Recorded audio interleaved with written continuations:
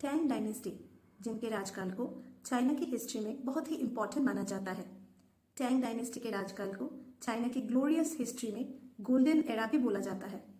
लेकिन इस Tang dynasty के पतन के बाद चाइना यानी चाइनीज किंगडम एक डी फ्रेगमेंटेड स्टेट में आ चुका था। 907 से लेके 960 एडी तक के इस डी फ्रेगमेंटेड चाइनीज किंगडम के era of 5 dynasty and 10 kingdoms के नाम से हिस्ट्री में जाना जाता है।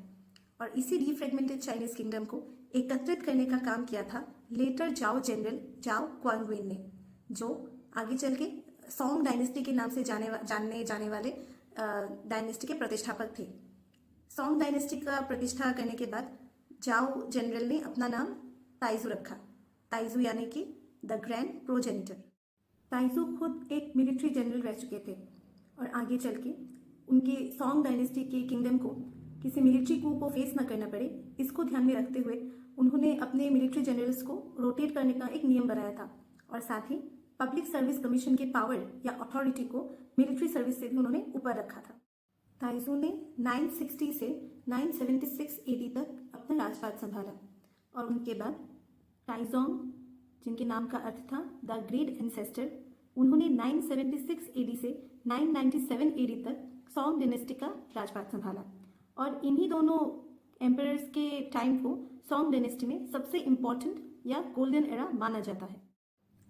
सोंग डायनेस्टी के इस एरा को modernisation, industrialisation, good governance and administration का एरा बोला जा सकता है। इनके पीरियड में बुद्धिज्म, जिनको इनके प्रेडिसेसर टैंग डायनेस्टी के टाइम बहुत ही पैट्रोनेज मिला था, इसका डिक्लाइन होते हुए देखा गया और साथ ही कन्फ्यूशियस के आइडियाज का रिवाइवल भी देखा गया, जिसको कि नियो कन्फ्यूशियनिज्म के आइडिया की तरह प्रचलित किया गया। आर्ट एंड कल्चर की बात करें तो pottery, calligraphy, portrait painting, landscape painting आदि फील्ड्स को इस डायनेस्टी के एरा में काफी बूस्ट मिला। इसके साथ ही gunpowder warfare, use of mechanical navigation system, mathematics, cartography में advancement, movable type printing, hydraulic and nautical engineering, structural engineering and architecture, archaeology etcetera fields में भी डेवलपमेंट देखने को मिला। उधर औद्योगिक क्षेत्र में coal and iron mines, printing, paper, textile, porcelain, shipbuilding आदि इंडस्ट्रीज के राइज देखने को मिले। सोंग डायनेस्टी ट्रेड रिलेशंस के क्षेत्र में भी काफी आगे रहा। टी, सिल्क, राइस, कॉपर आदि सिल्क रूट और इंडियन ओशन के थ्रू सोंग डायनेस्टी से India, Europe, south east Asia को एक्सपोर्ट किया जाता था।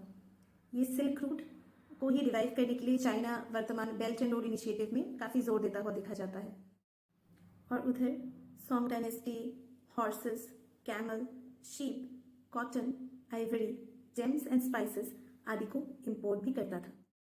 सोंग डायनेस्टी के टाइम पे चाइनीज फार्मर्स फूड क्रॉप्स के अलावा कैश क्रॉप्स भी उगाते हुए पाए जाते हैं और इन्हीं सब प्रैक्टिसेस के वजह से सोंग डायनेस्टी के एरा में चाइनीज इकोनॉमी पूरी वर्ल्ड में सबसे ज़्यादा प्रॉस्परस बन के उभरी।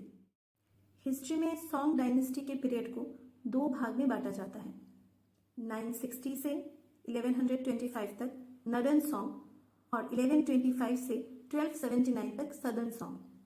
नॉर्दर्न सोंग जो एरा है, उस एरा में इनका जो कैपिटल हुआ करता था, तो सोंग डायनेस्टी के किंगडम के वो नॉर्दर्न साइड में आता था और इस कैपिटल का नाम था टाइफेन। पर सोंग डायनेस्टी को अपना कैपिटल साउथ को शिफ्ट करना पड़ा था, साउदर्न डायरेक्शन में, और अपना कैपिटल करना पड़ा था इनको हांगझो। इसका वजह थी पड़ोसी जिंग डायनेस्टी की तरफ से हुई इन्वेजन्स। आपको बता दें, science and technology, art and culture, innovation, industry, trade आदि में सोंग डायनेस्टी काफ़ी डेवलप था, लेकिन मिलिट्री उनकी अपने पड़ोसियों की कंपैरिजन में इतनी ज़्यादा स्ट्रांग भी नहीं थी।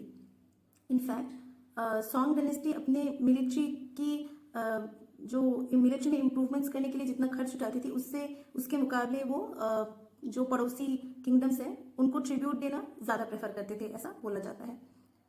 और इसी जिंग डायनेस्टी 19 मार्च 1279 को एक नेवल बैटल ऑफ यामेन में चंगेज खान की मंगोल आर्मी ने इस डायनेस्टी को ओवरथ्रो कर दिया और इसी तरह 19 मार्च 1279 के बाद से चाइना में एक नए मंगोल डायनेस्टी, युआन डायनेस्टी की शुरुआत हुई और सॉन्ग डायनेस्टी का पतन हुआ।